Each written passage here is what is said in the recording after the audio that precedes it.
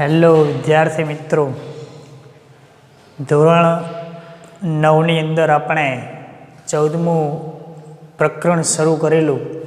બરાબર, 4 ભાગ આપણે જોયા હતા. 4 ભાગની અંદર આપણે પાણી વિશે, એનું મહત્ત્વ, એનાથી ફેલાતું પ્રદૂષણ એટલે કે જળ પ્રદૂષણ, જળ પ્રદૂષણની અસર, આ બધી કેટલીક વાતો કરી હતી. હવા વિશે પણ વાત કરી હતી. બરાબર, પરંતુ આપણને એ પછી 70% અભ્યાસક્રમ પૂછાવાનો છે, તો એની અંદર હવા વિશે કંઈ પરીક્ષાની અંદર તમારે પૂછાશે નહીં. પણ એ આપણે ચાલી ગયું છે એટલે એનું કંઈ પેલું એ નથી એમ. બરાબર, એ આપણને આવડે જ છે. કદાચ કંઈક પૂછાઈ જાય તો આપણને એ ફાવે. વાત કરી હતી કે ચેપ્ટરની અંદર આપણે હવા, પાણી, જમીન વિશે વાત કરવાની છે અને તેની સાથે સંકળાયેલા કેટલાક ચક્રો, એટલે કે પાણી હોય તો પાણી જમીન ઉપરથી ફરી પાછું વરસાદ સ્વરૂપે આપણને નીચે આવે છે, આકાશમાં જશે, આ એક આખું ચક્ર સર્જાશે. નાઇટ્રોજન વાયુ હોય તો એ વાયુને ધ્યાનમાં રાખીએ તો નાઇટ્રોજન વાયુ હોય તો એ કેવી રીતના જમીન ઉપરથી વાતાવરણમાંથી જમીન ઉપર આવશે અને જમીનમાંથી ફરી પાછું એ વાતાવરણમાં મુક્ત થશે. બરાબર, કાર્બન ડાયોક્સાઇડ વાયુ હોય તો એની પણ એક ચક્ર જેવી રચના બને છે, ક્રમિક. બરાબર, તો હવે આપણે વાત કરીએ જલચક્ર, જૈવ ભૂ રાસાયણિક ચક્રો વિશે આપણે વાત કરીશું. જૈવ ભૂ રાસાયણિક ચક્રો એ ઘણા બધા પ્રકારે હોય છે. જે કંઈ પણ આપણે ભણ્યા હતા હવા, જમીન, પાણી વિશે, તો હવાની અંદર વાત કરીએ તો નાઇટ્રોજન વાયુ પણ હોય, ઓક્સિજન વાયુ પણ હોય, કાર્બન ડાયોક્સાઇડ વાયુ પણ હોય. બરાબર, તો બધા જ વાયુ ફરી અને પાછા વાતાવરણમાં, અને વાતાવરણમાંથી એનો ઉપયોગ વનસ્પતિ કે મનુષ્ય કેવી રીતના કરે અને કેવી રીતના એનો ઉપયોગ થશે, એના વિશે આપણે વાત કરવાની છે. તો જૈવ ભૂ રાસાયણિક ચક્રો, અને આપણને અભ્યાસક્રમની અંદર પૂછવામાં આવેલા છે, એટલે ખાસ ધ્યાન રાખીએ. જૈવ ભૂ રાસાયણિક ચક્રોની અંદર પહેલું એક ચક્ર છે નાઇટ્રોજન ચક્ર. તો નાઇટ્રોજન ચક્ર એટલે કે આપણા પૃથ્વીની જે વાતાવરણ છે, વાતાવરણની અંદર 78% નાઇટ્રોજન વાયુ રહેલો છે. કેટલા ટકા વાયુ રહેલો છે? 78% વાયુ નાઇટ્રોજન રહેલો છે. તો એનો ઉપયોગ વનસ્પતિ કેવી રીતના કરશે, વનસ્પતિમાંથી પ્રાણીઓમાં કેવી રીતના જશે, પ્રાણીઓની અંદર એની અંદર કઈ કઈ પ્રક્રિયાઓ થશે કે જેનાથી, કારણ કે સીધો નાઇટ્રોજન છે એ વનસ્પતિ કે પ્રાણી ડાયરેક્ટ નાઇટ્રોજનનો ઉપયોગ ના કરી શકે. આમાં કેટલીક રાસાયણિક પ્રક્રિયાઓ થશે, પછી એ નાઇટ્રોજનનો ઉપયોગ થતો હશે. એને પણ આપણે સમજવાનો છે. તો આપણને એ ખબર હોવી જોઈએ કે નાઇટ્રોજન ચક્ર એટલે શું. તો વાતાવરણમાંથી નાઇટ્રોજન વનસ્પતિમાં જશે, વનસ્પતિમાંથી પ્રાણીઓમાં જશે, કારણ કે વનસ્પતિને કોણ ખાય? પ્રાણીઓ ખાય. બરાબર, કારણ કે એમાંથી પાક જે ઉત્પન્ન થાય એ પણ પ્રાણીઓ ખાશે, મનુષ્ય પણ ખાશે. ફરી પાછા જે તે પ્રાણી હોય કે મનુષ્ય હોય કે કોઈ વનસ્પતિ પોતે હોય એ મૃત્યુ પામે એટલે ફરી પાછું એ જમીનની અંદર શું થશે? સડવા લાગશે. જમીનની અંદર સડે એટલે નાઇટ્રોજન પાછો જે વાતાવરણમાંથી વનસ્પતિએ લીધો હતો એ કઈ રીતે લીધો હતો એ આપણે સમજીએ. ફરી પાછું એ મૃત્યુ પામે એટલે ક્યાં આવશે? જમીનમાં આવશે. અને જમીનમાંથી ફરી પાછું એ વાતાવરણમાં કેવી રીતના જાય? આવું એક આખું ચક્ર આપણે આજે સમજવાનું છે. તો પહેલાં તો આપણને જો બુક ખોલી હશે તો બુકની અંદર પણ એક આવું ચક્ર આપેલું છે. એ ચક્રને યાદ રાખવાનો પ્રયત્ન કરવાનો છે. બરાબર, અત્યારે એ ચક્ર પૂછાશે નહીં 9મા ધોરણની અંદર, એટલે એ ચક્ર દોરવાનું પણ આપણે યાદ રાખીએ. બરાબર, કારણ કે એ ચક્ર જે છે એ ખૂબ અગત્યનું છે. એના આધારે આપણે આખી એક થિયરી આપણે સમજી શકીએ છીએ. બરાબર, કારણ કે 11મા ધોરણની અંદર તમે 11 સાયન્સ વિષય લો તો એની અંદર ચક્રો વિશે મહત્ત્વનો કંઈ ને કે મુખ્ય ટૉપિક છે એ સમજવાના આવશે જ. અત્યારે આપણે ચક્રને થોડુંક સમજી લઈએ કે વાતાવરણમાં રહેલું નાઇટ્રોજન, વાતાવરણમાં જે 78% નાઇટ્રોજન રહેલો છે, વાતાવરણમાંનો 78% નાઇટ્રોજન કોણ ઉપયોગ કરશે? તો જુઓ, પહેલાં તો લીલી વનસ્પતિ ઉપયોગ કરે. અહીંથી આ એરો દોર્યું છે, લીલી વનસ્પતિ ઉપયોગ કરશે. બરાબર, લીલી વનસ્પતિ હોય એને કોણ ખાય? પ્રાણીઓ. એટલે એનો ઉપયોગ કોણ કરશે? પ્રાણીઓ ઉપયોગ કરે. આપણે ખોરાક લઈએ તો ક્યાંથી લઈએ? વનસ્પતિ પાક વાયો હોય એમાંથી ખોરાક ઉત્પન્ન થશે અને એનું ઉત્પાદન જે આવશે એમાંથી આપણે રાંધીએ છીએ અને ખાઈએ છીએ, બરાબર. એમ લીલી વનસ્પતિ હોય એમાં તૃણાહારી પ્રાણી હોય, સસલું, હરણ, તો એ વનસ્પતિને ખાય. હરણ, સસલું હોય તો એને પછી જંગલી પ્રાણીઓ ખાય. તો આવી એક ઘટના બને છે, બરાબર, એક આખો ક્રમ બને છે. એમ લીલી વનસ્પતિનો આપણે ડાયરેક્ટ ઉપયોગ કરીએ તો લીલી વનસ્પતિ એ પ્રાણીઓ ખાશે, બરાબર. અને પ્રાણીઓ જે છે એની અંદર પ્રક્રિયા થઈ અને એમોનિયા બનશે. કઈ પ્રક્રિયા? એમોનિફિકેશનની પ્રક્રિયા થશે, બરાબર. લીલી વનસ્પતિની અંદર જ્યારે નાઇટ્રોજનનો ઉપયોગ કરશે ત્યારે એમોનિફિકેશનની પ્રક્રિયાની અંદર થશે. એમોનિફિકેશનની પ્રક્રિયાથી નાઇટ્રોજન શેમાં ફેરવાશે? એમોનિયામાં ફેરવાશે, બરાબર. નાઇટ્રોજન એમોનિયામાં ફેરવાઈ જાય વનસ્પતિ, કારણ કે સીધો નાઇટ્રોજનનો ઉપયોગ એ વનસ્પતિ નથી કરી શકતી. આ ધ્યાનમાં હશે તો જ આ પ્રક્રિયા સમજાશે. સીધો નાઇટ્રોજનનો ઉપયોગ નથી કરી શકતી. વનસ્પતિને શેની જરૂર છે? નાઇટ્રેટ્સ અને નાઇટ્રેટ્સ, એટલે કે આનું એક અલગ રૂપાંતરણ. બરાબર. નાઇટ્રોજનનું બંધારણ જે છે એવું બંધારણ નહીં, એનાથી થોડુંક અલગ, પણ એ નાઇટ્રોજનમાંથી બને. આપણે એમ કહીએ કે ઘી બનાવવા માટે દહીં જમાઈએ, ડાયરેક્ટ દૂધમાંથી ઘી બની જાય? ના બને ને. દૂધમાંથી પહેલાં છાશનું દહીં બને, દહીંમાંથી પછી એને વલોવી અને માખણ ઉત્પન્ન થાય, પછી એમાંથી ઘી બને. એમ તો આ એક ઘટના બની.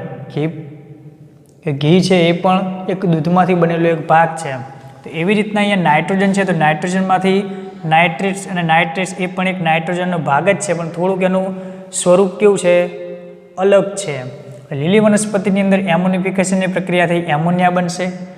એમોનિયાની અંદર પછી નાઇટ્રિકીકરણની, અહીંયા હું એવું લખી શકું કે નાઇટ્રિકીકરણની પ્રક્રિયા થઈ નાઇટ્રાઇટ્સ અને નાઇટ્રેટ્સ બનશે. પછી વનસ્પતિ એનો ઉપયોગ કરશે અને આ જ ઉપયોગ ફરી પાછો એ વનસ્પતિની અંદર વ્યવસ્થિત રીતે થઈ શકશે, બરાબર. પછી છેલ્લે શું થશે? આવો જે વનસ્પતિ ઉપયોગ કર્યો છે એ વનસ્પતિ મૃત્યુ પામે. વનસ્પતિ મૃત્યુ પામે એટલે ક્યાં જશે? જમીનમાં જશે. જમીનની અંદર એ વિઘટન થઈ જશે બેક્ટેરિયા દ્વારા. અને આવા બેક્ટેરિયા જે છે એ નાઇટ્રેટ્સ અને નાઇટ્રાઇટ્સને ફરી પાછા નાઇટ્રોજનમાં ફેરવે. બેક્ટેરિયા નાઇટ્રેટ અને નાઇટ્રેટને નાઇટ્રોજનમાં રૂપાંતર કરે એટલે એ ફરી પાછા ક્યાં આવી જશે? ડિનાઇટ્રિફિકેશનની પ્રક્રિયા વડે ફરી પાછો વાતાવરણમાં નાઇટ્રોજનના ક્રમમાંથી એ આવી જાય છે. એવી રીતના પ્રાણીઓમાંથી આ રીતના વાતાવરણમાં નાઇટ્રોજન આવી જશે. એટલે વાતાવરણમાં પણ 78% જળવાઈ રહેશે અને પ્રાણીઓ અને વનસ્પતિઓને પણ એનો ઉપયોગ મળતો રહેશે. જો વનસ્પતિને પ્રાણીઓ એનો ઉપયોગ કરે પછી એ ફરી પાછો વાતાવરણમાં ન છોડે તો વાતાવરણમાં તો નાઇટ્રોજનનું પ્રમાણ 78ની જગ્યાએ ઘટી શકે ને, બની શકે ને એવું, બરાબર. પણ અહીંયા એક ચક્ર આખું એક ચાલુ જ રહે છે, બરાબર. ફરી પાછાનો ઉપયોગ કરશે ને ફરી પ્રક્રિયા થશે. આવું ચક્ર ચાલુ રહે છે એટલા માટે જ નાઇટ્રોજન જે છે 78% જળવાઈ રહે છે. એટલે વચ્ચેનું જે આપણને એક ચક્ર સમજ્યા એ આખું જે આપણે લખાણ સમજવાનું છે એને ધ્યાનમાં રાખીને આપણે સમજીએ એટલે હવે સહેલાઈથી આપણને સમજણ પડશે. બાજુમાં આપણને બીજું એક ચક્ર આપેલું છે નાઇટ્રોજન માટેનું, એને ક્યાં આપણે સમજવાનું થતું નથી. એટલે એક યાદ રાખીએ કે નાઇટ્રિફિકેશનની પ્રક્રિયા થશે, એટલે જે આપણે ડિનાઇટ્રિફિકેશન છે એની પહેલાંની એક પ્રક્રિયા. નાઇટ્રિફિકેશન વાતાવરણમાં ઔદ્યોગિક સ્થાપન, એટલે કે વાતાવરણની અંદર કેટલુંક નાઇટ્રોજન હોય, કેટલાક ઔદ્યોગિક સ્થાપનની અંદર નાઇટ્રોજનનો ઉપયોગ થતો હોય તો એનું ફરી પાછું નાઇટ્રિફિકેશનની પ્રક્રિયા થઈ અને આખું એક વાતાવરણની અંદર નાઇટ્રોજન આવશે. એ આપણે ખાસ બહુ ધ્યાનમાં નથી લેવું, આને યાદ રાખો એટલે આપણે આખું જે થિયરી છે એ સમજાઈ જશે. ચલો શરૂઆત કરીએ. લખાણ હવે કેવી રીતના લખવું, કારણ કે અહીંયા ચાર્ટ દોરતા તો આપણને આવડી ગયું. ચલો કે ગમે એમ કહીને પાકો કરીએ અથવા તો ગોખીને પણ આપણને ચાર્ટ દોરતા આવડે છે. પણ લખાણ કેવી રીતના લખવાનું છે તો ક્રમિક મુદ્દા વાઇઝ. આપણને બુકની અંદર આ રીતના મુદ્દાથી આપેલું નથી, એટલે અહીં જે લખાણ છે એ આપણે કોઈ નોટબુકની અંદર નોંધી રાખીએ તો આપણને યાદ રહેવામાં પણ સહેલું રહેશે, કારણ કે બુકની અંદર બહુ એકદમ ભેગું આપેલું હશે. ચલો પહેલો આપણે મુદ્દો લેવાનો, નાઇટ્રોજનનું પ્રમાણ કેટલું અને એનું મહત્ત્વ શું, બરાબર. તો અહીંયા લખીએ એનું પ્રમાણ કેટલું છે? 78% પ્રમાણ હવાની અંદર, બરાબર. એનું મહત્ત્વ શું તો પ્રાણીઓ હોય કે વનસ્પતિ હોય એની અંદર DNA, RNA, nucleic acid,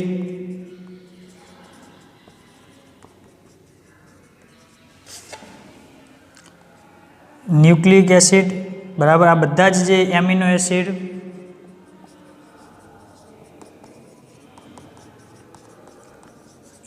amino acid દરેકની બનાવટમાં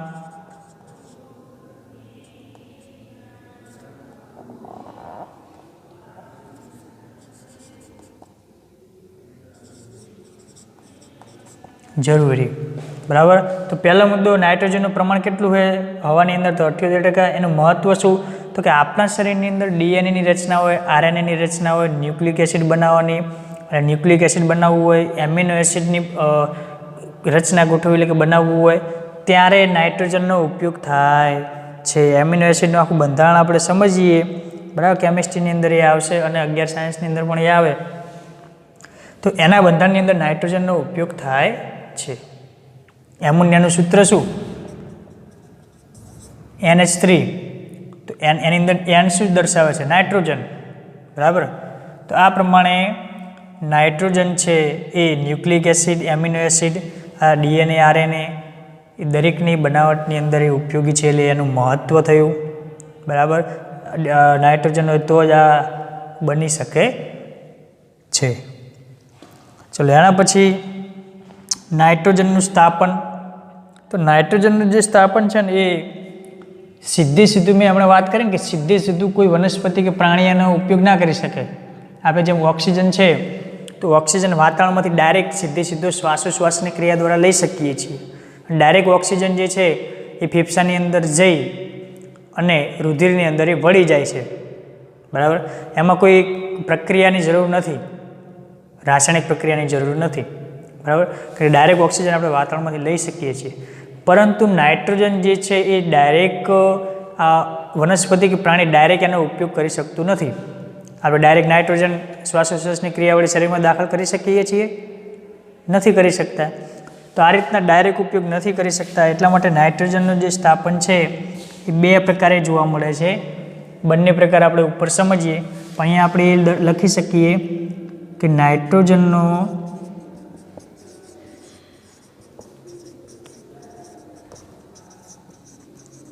સીધો ઉપયોગ વનસ્પતિ કે પ્રાણીઓ નથી કરી શકતા, બરાબર. નાઇટ્રોજનનો ઉપયોગ સીધો આપણે કરી શકતા નથી. તેના માટેની બે પ્રક્રિયા છે. એક રાસાયણિક નાઇટ્રોજન સ્થાપન. રાસાયણિક નાઇટ્રોજન સ્થાપન એટલે કે રસાયણનો ઉપયોગ થઈને નાઇટ્રોજનનું સ્થાપન એ વનસ્પતિની અંદર થશે. બીજું જૈવ નાઇટ્રોજન સ્થાપન એટલે કેટલીક જૈવિક પ્રક્રિયા, એટલે સજીવ સાથે સંકળાયેલી પ્રક્રિયા છે. સજીવ સાથે, બરાબર. કોઈ સજીવ નાઇટ્રોજનને કોઈકને કોઈક રીતે ફેરવી નાખશે અને એનો ઉપયોગી અન્ય વનસ્પતિને ઉપયોગી થતો હોય, એ રીતના જૈવ એટલે સજીવ સાથે, એટલે રાસાયણિક એટલે રસાયણ સાથે સંકળાયેલો ટોપિક એમ.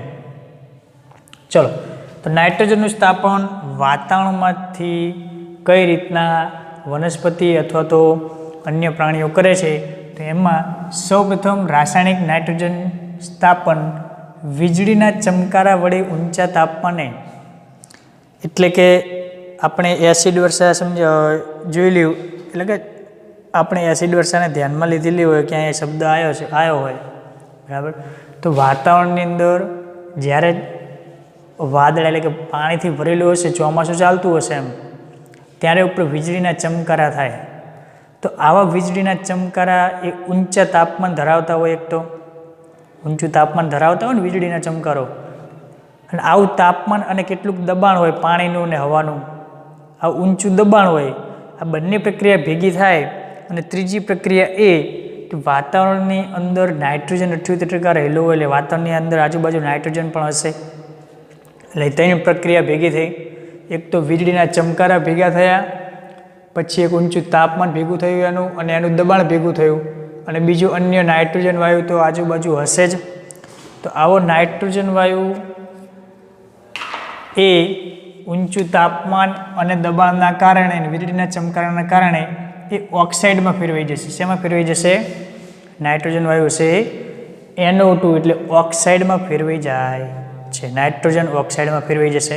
એટલે અહીંયા આપણને મેં વાત કરી એમ કે નાઇટ્રોજન છે એ ડાયરેક્ટ ના ઉપયોગ થાય, એટલે ધીમે ધીમે એના કેટલાક રૂપાંતરો બદલાતા રહેશે, એના કેટલાક રૂપાંતર થશે એમ. તો પહેલાં તો નાઇટ્રોજનમાંથી શું થયું? નાઇટ્રોજન ઓક્સાઇડ બની ગયા. આવા નાઇટ્રોજન ઓક્સાઇડ હશે વીજળીના ચમકારા થશે, એટલે એના કારણે પાણી તો વાદળાની અંદર પાણી પણ હોય, તો આવું જે પાણી છે એની અંદર દ્રાવ્ય સ્વરૂપે નાઇટ્રોજન ઓક્સાઇડ હશે એ પાણીની અંદર ઓગળી જશે. નાઇટ્રોજનના ઓક્સાઇડ હશે એ પાણીની અંદર શું થઈ જશે? ઓગળી જશે. એટલે NO2 જે છે એ પાણીમાં દ્રાવ્ય થઈ અને નાઇટ્રિક એસિડ અને નાઇટ્રસ એસિડ રૂપે એ ત્યાં જમા થાય છે. સમજણ પડે છે? પાણીમાં નાઇટ્રોજન ઓક્સાઇડ ઓગળી ગયો એટલે પાણીમાં H2O, પાણીનું સૂત્ર શું છે? H2O. તો H2O અને અહીં નાઇટ્રોજનના ઓક્સાઇડ આ બંને ભેગા થાય એટલે આની અંદર કેટલીક રાસાયણિક પ્રક્રિયા થશે. રાસાયણિક પ્રક્રિયા થાય એટલે શું બની જશે? નાઇટ્રિક એસિડ બની જશે અને નાઇટ્રસ એસિડ બની જશે. પાણી જે હશે શું બની જશે? નાઇટ્રિક એસિડ અને નાઇટ્રસ એસિડ. કારણ કે અહીંયા નાઇટ્રોજન પણ આમાં જોડાશે ને ઓક્સિજનના બે અણુ છે એ પણ જોડાશે, એટલે અહીંયાથી નાઇટ્રસ એસિડ અને નાઇટ્રિક એસિડ બની જશે. હવે વરસાદ જે નીચે પડશે, પાણી જે નીચે આવશે એ વરસાદ રૂપે નીચે પડે ત્યારે જમીનની અંદર નાઇટ્રોજન જે વાતાવરણમાં રહેલું છે એ ક્યાં આવી ગયું? હવે જમીન ઉપર આવી ગયું. પાણી ક્યાં આવ્યું? જમીન ઉપર આવી ગયું. અને આવું પાણી હોય એ ઘણું પાણી હોય તો એ જમીન ઉપર વહી જાય, ઘણું કૂવાની અંદર જમા રહે, બરાબર. ઘણું છે એ વનસ્પતિ જંગલોની અંદર હોય તો વનસ્પતિ એનો ઉપયોગ કરે. તો આ પ્રમાણે વાતાવરણમાં જે નાઇટ્રોજન હતો એ ક્યાં આવી ગયો? હવે જમીન ઉપર આવી ગયો. કેટલી ઘટના બની? વીજળીના ચમકારા, તાપમાન, દબાણ અને નાઇટ્રોજનના ચારેય ભેગું થાય એટલે એમાંથી નાઇટ્રોજન ઓક્સાઇડ બનશે. નાઇટ્રોજન ઓક્સાઇડ બને પાણીમાં ઓગળી જશે, કારણ કે વાદળાની અંદર પાણી હોય ચોમાસાની ઋતુની અંદર. આવું પાણી દ્રાવ્ય થશે એટલે પાણી અને નાઇટ્રોજન ઓક્સાઇડ વચ્ચે પ્રક્રિયા થશે, એટલા માટે જેને રાસાયણિક સ્થાપન કહેવામાં આવ્યું. અને આવું રાસાયણિક જે પ્રક્રિયા થઈ અને નાઇટ્રોજન હશે એ જમીનની અંદર સ્થાપન થશે અને એનો વિવિધ વનસ્પતિ કે બેક્ટેરિયા ઉપયોગ કરશે.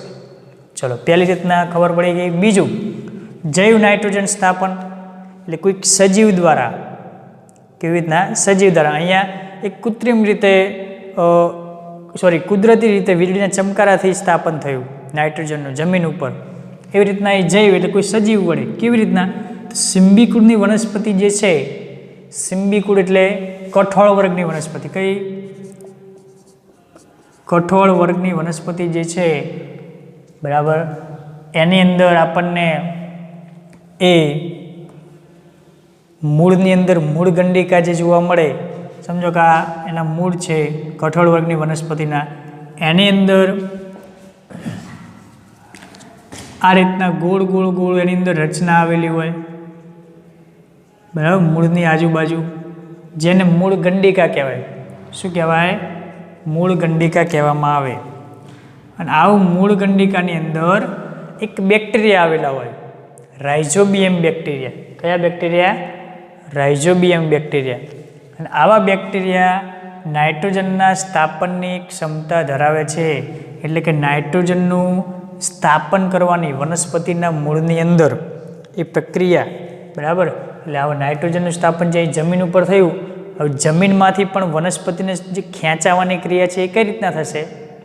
જમીનમાંથી નાઇટ્રોજનને ખેંચવું હોય વનસ્પતિને, તેમાંથી કઠોળ વર્ગની વનસ્પતિ છે એટલે સિમ્બીકુળની વનસ્પતિ, આ વનસ્પતિના મૂળની અંદર મૂળ ગંડિકા હોય, એ રાઇઝોબિયમ બેક્ટેરિયા ધરાવે, એ નાઇટ્રોજનને ખેંચી લેશે.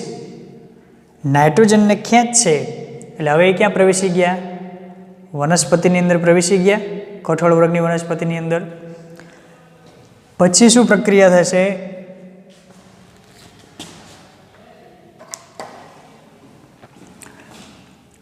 કઠોળ વર્ગની વનસ્પતિની અંદર નાઇટ્રોજનનું હવે સ્થાપન થયું. બરાબર.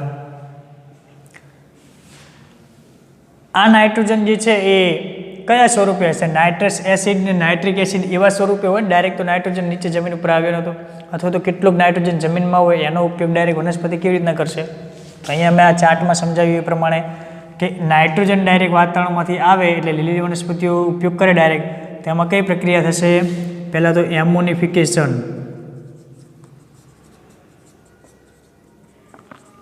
નાઇટ્રોજન એમોનિફિકેશનની પ્રક્રિયા વડે વનસ્પતિ પોતે એને એમોનિયામાં ફેરવશે. આ બધી વનસ્પતિની અંદર પ્રક્રિયા થશે આટલી. એમોનિયામાં ફેરવાય પછી એની અંદર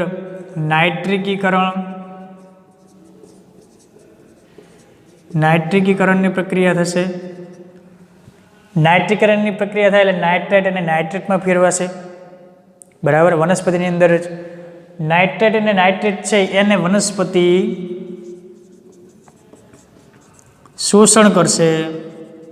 એટલે કે એવું કહી શકીએ કે નાઇટ્રેટ અને નાઇટ્રેટનો ઉપયોગ વનસ્પતિને છે, ડાયરેક્ટ નાઇટ્રોજનનો ઉપયોગ કરી શકતી નથી. એટલે આ બધી જ પ્રક્રિયા, એટલે કે બંને પ્રક્રિયા એમોનિફિકેશન અને નાઇટ્રિકીકરણની બંને પ્રક્રિયા છે એને થવી જોઈએ, વનસ્પતિની અંદર થવી જોઈએ, તો જ નાઇટ્રેટ અને નાઇટ્રેટમાં ફેરવાશે. એ નાઇટ્રેટ ને નાઇટ્રેટને એ વનસ્પતિ શોષણ કરશે. વનસ્પતિ શોષણ કરે એટલે વનસ્પતિની અંદર એમિનો એસિડમાં એ બદલાઈ જશે. નાઇટ્રાઇટ અને નાઇટ્રેટ શેમાં બદલાઈ જશે? એમિનો એસિડમાં રૂપાંતર થઈ જશે. એમિનો એસિડ છે શું નિર્માણ કરશે? પ્રોટીન નિર્માણ કરશે. વનસ્પતિને અંદર આપણે ઘણીવાર કઠોળ જે છે એ કઠોળ શું આપે? આપણને પ્રોટીન આપે. તો પ્રોટીન ક્યાંથી આવ્યું? આપણે ક્યાંય સાંભળ્યું હોય કે કઠોળ વગરની વનસ્પતિ છે તો કઠોળમાંથી આપણને શું મળે? પ્રોટીન મળે. તો એ પ્રોટીન ક્યાંથી આવ્યું? તો આ બધી જ નાઇટ્રોજનમાંથી એ પ્રોટીન બને. શેમાંથી બને? નાઇટ્રોજનની કેટલીક પ્રક્રિયાઓમાંથી છેલ્લે લાસ્ટમાં પ્રોટીન બને છે. એટલે એમિનો એસિડ પ્રોટીન બનાવવા માટે મદદ કરે છે. ચલો, આવું એમિનો એસિડમાં પ્રોટીન બનશે. આવું એમિનો એસિડ અથવા તો આવી વનસ્પતિ છે અને આપણે ખાઈએ એટલે આપણા શરીરમાં શું આવશે? પ્રોટીન. એટલે પ્રોટીનનું બંધારણ કોની સાથે સંકળાયેલું હશે? નાઇટ્રોજન સાથે સંકળાયેલું હોય. એટલે દરેક પ્રાણીઓમાં પણ નાઇટ્રોજન પ્રવેશી જાય છે. બરાબર. દરેક પ્રાણીમાં આ રીતના ખોરાક વડે નાઇટ્રોજન પ્રવેશી જશે. ચલો, હવે વનસ્પતિની અંદર પણ નાઇટ્રોજન પ્રવેશી ગયો અને પ્રાણીઓની અંદર પણ નાઇટ્રોજન પ્રવેશી ગયો. કેવી રીતના? તો અહીંયા મેં સમજ આપી, જો ધ્યાનથી સાંભળ્યું હોય તો આપણને ખબર પડે. બરાબર. છેલ્લે પ્રોટીન જે છે એ પ્રાણીઓ પણ ઉપયોગ કરશે અને વનસ્પતિની અંદર તો નાઇટ્રોજન આવી જ ગયો છે. બરાબર. છેલ્લે પ્રોટીનમાં ફેરવાઈ ગયો. હવે આવો જે નાઇટ્રોજન હશે એ વનસ્પતિ અને પ્રાણીમાંથી ફરી પાછો વાતાવરણમાં કેવી રીતના આવશે? વનસ્પતિને પ્રાણીમાં તો આવ્યો, પછી ફરી પાછો એ વાતાવરણમાં કેવી રીતના આવશે? બરાબર ને? તો વાતાવરણની અંદર ક્યારે આવશે? જ્યારે એ વનસ્પતિ જે હશે અથવા તો જે તે પ્રાણી હશે એ મૃત્યુ પામે. શું થશે? મૃત્યુ પામે. મૃત્યુ પામે એટલે જમીનની અંદર સડવા લાગશે, વિઘટન થવા લાગશે. જે તે પ્રાણી વનસ્પતિને બંને વિઘટન પામે એટલે ત્યારે વિઘટન ભૂમિમાં ઉમેરાય. ભૂમિની અંદર એક બેક્ટેરિયા આવેલા હોય. આવા બેક્ટેરિયા છે એ આવા નાઇટ્રોજનનું નાઇટ્રાઇટ અને નાઇટ્રેટમાં પરિવર્તન કરશે. શું કરશે? નાઇટ્રોજનનું જે કંઈ પણ પ્રોટીન સ્વરૂપે કે એમિનો એસિડ સ્વરૂપે નાઇટ્રોજન આવ્યો છે. બરાબર. હવે આપણે એવું નહીં સમજવાનું સાહેબ તમે નાઇટ્રોજન તો બધો ફેરવાઈ ગયો હતો, હવે નાઇટ્રોજન શું કામ બોલો છો? પ્રોટીન કે એમિનો એસિડ બોલો ને. પણ આ જે એમિનો એસિડનું બંધારણ હોય એની અંદર નાઇટ્રોજન તો હોય જ. બરાબર ને? તો એવો નાઇટ્રોજન જે છે એ બેક્ટેરિયા જે છે ફરી એને નાઇટ્રાઇટ અને નાઇટ્રેટમાં રૂપાંતર કરે. એટલે આ પ્રમાણે નાઇટ્રાઇટ્સ અને નાઇટ્રેટમાં રૂપાંતર કરશે. બરાબર. અને પછી એ ભૂમિમાં ઉમેરાય અને વનસ્પતિ તેનો પાછો ઉપયોગ કરશે. તેમજ એ બેક્ટેરિયા વડે આવું નાઇટ્રેટ અને નાઇટ્રેટ અને નાઇટ્રોજનમાં ફરીવાર રૂપાંતર કરે અને એ છેલ્લે ડીનાઇટ્રિફિકેશનની પ્રક્રિયાથી એને વાતાવરણમાં નાઇટ્રોજન મુક્ત કરશે. એટલે અહીંયા બે પ્રક્રિયા થઈ. મૃત્યુ પામે એટલે જે કંઈ પણ વનસ્પતિ પ્રાણીની અંદર નાઇટ્રોજન જે હશે એ બેક્ટેરિયા દ્વારા નાઇટ્રાઇટ અને નાઇટ્રેટમાં પણ ફેરવાશે. તેમજ કેટલાક બેક્ટેરિયા એવા હશે કે આવા નાઇટ્રેટ અને નાઇટ્રેટ છે એને ફરી પાછો નાઇટ્રોજનમાં રૂપાંતર કરી વનસ્પતિને અથવા તો વાતાવરણની અંદર મુક્ત કરે. અને આવા જે બેક્ટેરિયા નાઇટ્રેટનું નાઇટ્રોજનમાં રૂપાંતર કરવાની ક્રિયા જે છે એને ડીનાઇટ્રિફિકેશન કહેવાય છે. બરાબર. ચલો અહીંયા આપણે નાઇટ્રોજન ચક્ર છે એને વાત કરીએ એમ ચક્રને યાદ રાખવાનું તો જ આપણને લખાણ જે છે યાદ રહેશે. બરાબર. નાઇટ્રોજનનું પ્રમાણ અને મહત્ત્વ આવા મુદ્દા આપણે પાડી દઈએ એટલે એ ઝડપથી યાદ રહેશે. નાઇટ્રોજનનું સ્થાપન કેવી રીતના થશે તો બે પ્રકારે, એક રાસાયણિક અને એક જૈવ. રાસાયણિક છે વીજળીના ચમકારા સાથે જોડાયેલું છે. ક્રમ યાદ રાખીએ એટલે બધું જ ઓટોમેટિક યાદ રહેશે. નાઇટ્રોજન હોય નાઇટ્રોજન ઓક્સાઇડમાં ફેરવાય, પછી નાઇટ્રિક એસિડ નાઇટ્રિક એસિડ અને નાઇટ્રસ એસિડમાં ફેરવાશે. આવો નાઇટ્રિક એસિડની બંને જે છે એ વરસાદ રૂપે જમીનમાં આવે. જમીનની અંદર રહેલી સિમ્બિકુળની વનસ્પતિ હોય એ મૂળની અંદરથી મૂળ ગંડિકામાં રાઇઝોબિયમ બેક્ટેરિયા હોય એ ખેંચી લેશે. રાઇઝોબિયમ બેક્ટેરિયા ખેંચે એટલે કેટલીક એમોનિફિકેશનની અને નાઇટ્રિકીકરણની પ્રક્રિયા થશે. બંનેની પ્રક્રિયા થાય એટલે એમિનો એસિડ બનશે. એમિનો એસિડ બને એ પ્રોટીન બનાવવામાં મદદ કરશે. અને આવું પ્રોટીન આપણે પ્રાણીઓ અને વનસ્પતિઓ ખાશે. પ્રાણીઓ વનસ્પતિ જ્યારે મૃત્યુ પામશે ત્યારે ફરી પાછી એની અંદર નાઇટ્રેટ અને નાઇટ્રેટમાં ફેરવાઈ જશે. બરાબર. અને આવી જે નાઇટ્રોજનમાં રૂપાંતરની ક્રિયા છે ડીનાઇટ્રિફિકેશન કહીએ છીએ. ઓકે. ચલો આ પ્રમાણે આપણે નાઇટ્રોજનના સ્થાપનનું એક ચક્ર છે એને આપણે સમજ્યા. આવા આપણે 3 ચક્રો હવે સમજવાના છે. બરાબર. એક જલ ચક્ર, એક કાર્બન ચક્ર અને એક ઓક્સિજન ચક્ર. આટલા સમજીએ અને પછી ઓઝોન સ્તરની સમજ લઈએ એટલે આપણું ચેપ્ટર પૂરું થશે. તો આવતા ભાગની અંદર આપણે હવે જલ ચક્ર અને કાર્બન ચક્ર વિશે વાત કરીશું.